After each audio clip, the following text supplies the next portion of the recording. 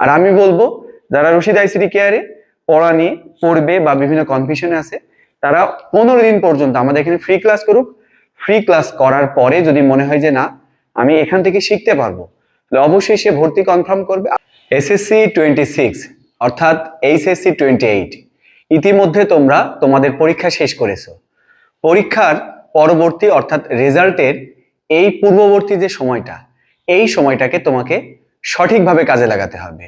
অনেকে এর মধ্যে প্ল্যান করে যে মেন যে সাবজেক্টগুলো আছে এই সাবজেক্টগুলো কমপ্লিট করে রাখার। তারই ধারাবাহিকতায় রশিদ আইসিটি কেয়ার চালু করেছে এসএসসি 26 অর্থাৎ এইচএসসি 28 ব্যাচের জন্য অ্যাডভান্স আইসিটি কোর্স।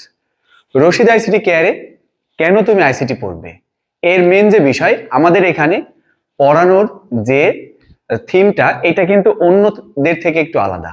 কারণ আইসিটি সাবজেক্টটা শুধুমাত্র হোয়াইট বোর্ড এবং গতানুগতিক যে শিটগুলো আছে এই শিটের মধ্যে থাকলে কিন্তু হবে না।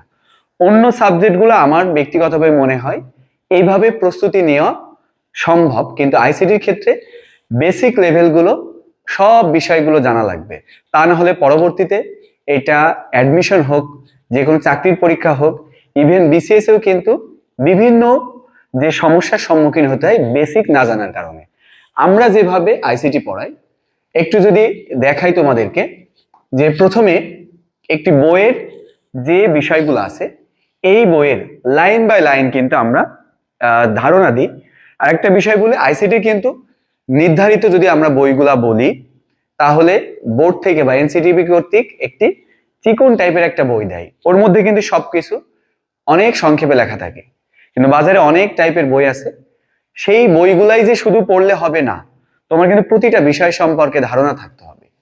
তো আমরা যেভাবে পড়াই, সে ধরো রোবোটিক্স সম্পর্কে কোনো একটা ক্লাস তোমাদের সামনে আমরা প্রেজেন্ট করছি, তাহলে এইটা আমরা বইয়ের টপিক পড়ানোর পরেও এই রোবোটিক্সটা কি জিনিস, এর মধ্যে যে অংশগুলো প্রতিটা আমরা 3D অ্যানিমেশনের মাধ্যমে বিভিন্ন ভিডিওর মাধ্যমে আমরা কিন্তু সরাসরি ভাবে এটা দেখিয়ে থাকি।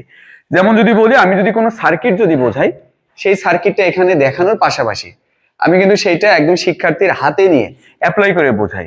যেমন আমাদের অনেক ধরনের কেবল আছে, তো আমরা কিন্তু বিভিন্ন টিচার বা বিভিন্ন অনলাইন প্ল্যাটফর্ম থেকে এগুলা ভিডিওর মাধ্যমে দেখো বা বই থেকে দেখো, কিন্তু এটা কিন্তু সরাসরি আমি প্রত্যেকটা বিষয় হাতে ধরে ধরে, যাতে তার মুখস্থ করানো লাগে, বিভিন্ন ডিভাইস সম্পর্কে কিন্তু একদম সরাসরি, যেমন সুইচ, রাউটার, হাব, এগুলা সম্পর্কে সরাসরি কনফিগারেশন করা পর্যন্ত শিখিয়ে দেওয়া হয়।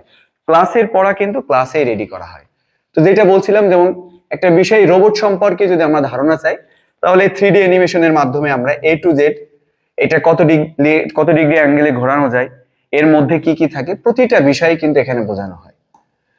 দেন এই সম্পর্কিত যদি আমরা কোনো ভিডিও যদি সরাসরি দেখতে চাই, আমাদের বইয়ের মধ্যে প্রতিটা কনসেপ্টই কিন্তু এখানে পিন করা থাকে। এই যে যেটা দেখতে পাচ্ছি স্ক্রিনে, তো এই টাইপের কনসেপ্টগুলোর মাধ্যমে কিন্তু আমরা যে কোনো ক্লাস উপস্থাপন করি। দেন এই রিলেটেড যে ইমেজের মাধ্যমে বিভিন্ন তথ্য দিয়ে, অর্থাৎ একটা শিক্ষার্থী যে কোনো একটা বিষয় সম্পর্কে যদি একদম পূর্ণাঙ্গ ধারণা পেতে চাই, তার জন্য যে যে ইনফরমেশন প্রয়োজন সকল ইনফরমেশনের মাধ্যমে কিন্তু আমরা তার সেই ক্লাসটা বোঝানোর চেষ্টা করি।